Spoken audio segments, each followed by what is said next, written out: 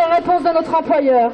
À ce jour, pas de BDES complète, absence d'information, consultation sur de nombreux sujets, pas de commission santé-sécurité mise en place. Avec la suspension de notre inspecteur, qui osera nous aider à faire respecter nos droits? Anthony Smith, tu dois être intégré. Il n'est peut-être pas exagéré en effet de dire qu'en convoquant Anthony devant le conseil de discipline cet après-midi, le ministère du Travail va écrire une page noire de l'histoire de l'inspection du travail. Depuis maintenant 3 mois, Anthony est empêché d'exercer ses fonctions d'inspecteur du travail comme s'il y en avait trop dans ce pays. S'il faut le dire, encore une fois, disons-le, Anthony n'a fait que son travail d'application du Code du travail, à l'instar de centaines de collègues qui ont tenté tant bien que mal, au plus fort de la crise sanitaire, de répondre aux attentes des salariés et de poursuivre au quotidien leur mission de protection des premiers et surtout premières de corvée. Cette mission, ce n'est assurément pas avec le soutien du ministère du Travail et de l'autorité centrale de l'inspection du travail, la DGT, que les agents et agentes de l'inspection du travail l'ont exercée. C'est malgré et contre nos autorités de tutelle. Celles-ci nous ont d'abord laissés à l'abandon, sans moyen de protection pour aller en contrôle, avant de s'employer consciencieusement à entraver notre action, à nous dissuader, à nous rappeler à l'ordre, à violer notre indépendance, au point que nos syndicats ont dû saisir le Bureau international du travail pour se plaindre de la paralysie de l'inspection du travail. Refusons aujourd'hui le renversement de responsabilité que cherche à imposer le ministère du Travail par la procédure disciplinaire qu'il a engagée contre Anthony pour mieux laisser dans l'ombre ses propres torts. Si faute il y a, ce n'est pas dans les courriers d'Anthony, ni dans son appartenance syndicale qu'on la trouvera, mais bien dans le comportement de l'ensemble de la chaîne hiérarchique, depuis la directrice locale du travail jusqu'à la ministre de l'époque, Mme Pénicaud, qui, au lieu de protéger notre collègue des pressions externes, s'est ingérée à son insu dans ses contrôles, a empêché une procédure de saisine du juge d'aboutir et s'est exécutée quand le directeur de la RADOTA et le président du conseil départemental de la Marne ont demandé sa suspension. Je crois que la mobilisation variée, ce que j'ai dit au début du comité de soutien, ça montre que dans le pouvoir politique, il ne respecte plus aujourd'hui les lois. Il y a la société civile qui prend le relais et qui se mobilise. Une ministre du Travail et une direction générale du travail qui sanctionne un inspecteur du travail parce qu'il a trop bien fait son travail, parce qu'il fait du zèle, alors qu'il a agi pour protéger les salariés, pour que leur santé soit préservée.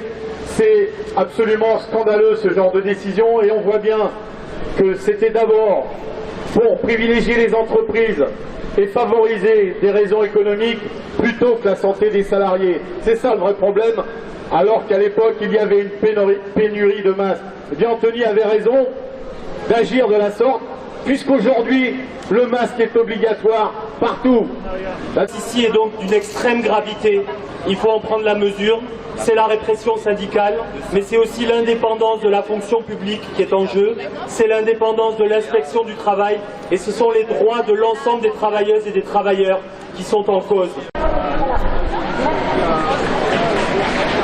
On voit se mettre en place un paysage comme on ne l'avait jamais vu jusqu'à présent. C'est-à-dire qu'en même temps qu'il y a un libéralisme économique absolu et radical, il y a à peu près tous les maintenant 4 ou 5 mois une loi sécuritaire qui évidemment désigne des cibles à chaque fois différentes, mais qui au fond s'appliquent toutes de la même manière. Alors tantôt c'est les terroristes, tantôt c'est je ne sais quoi, après ça a été la sécurité sanitaire, etc., etc. De loi en loi, le champ des libertés publiques réduit, et le champ des libertés publiques, sa réduction s'applique d'abord aux syndicalistes.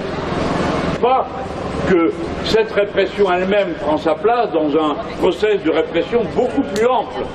Il y a aujourd'hui 800 gilets jaunes qui sont encore en train de faire de la prison parce qu'ils ont été condamnés à la chaîne pendant les événements de ce moment-là, et peut-être n'avons-nous pas été aussi vigilants qu'on aurait dû l'être ou aussi mobilisés qu'on aurait dû être pour empêcher ces condamnations à la chaîne. Et elles n'ont rien, leur origine n'a rien de mystérieux. Madame l'ex-catastrophique ministre Belloubet avait été en personne dans un tribunal, exiger, comme ils disent dans leur vocabulaire abject, la plus grande fermeté.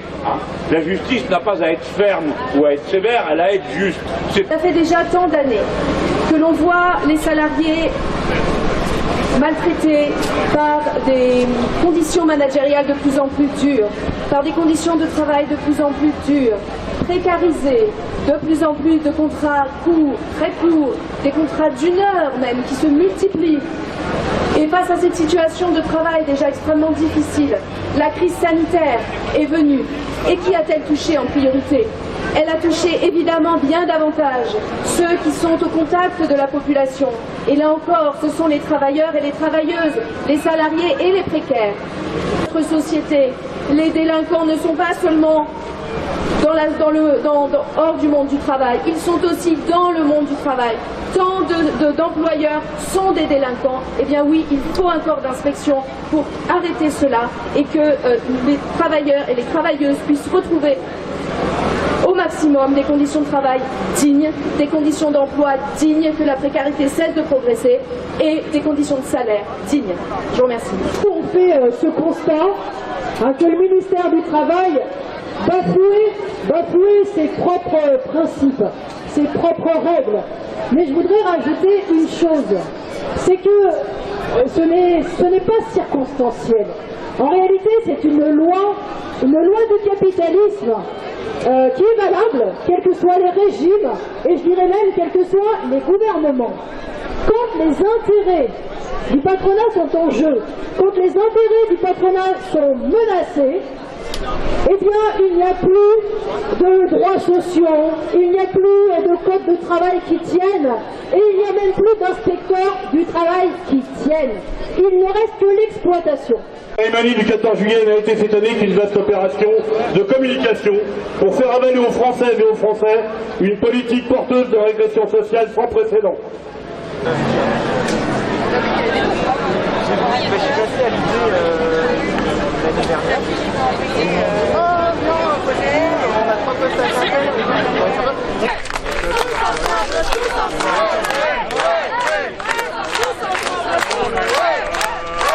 On est là, même si Macron ne veut pas, nous on est là.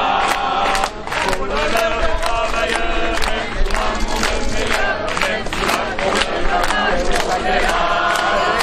On est là, on est là, même si Macron ne veut pas, nous on est là.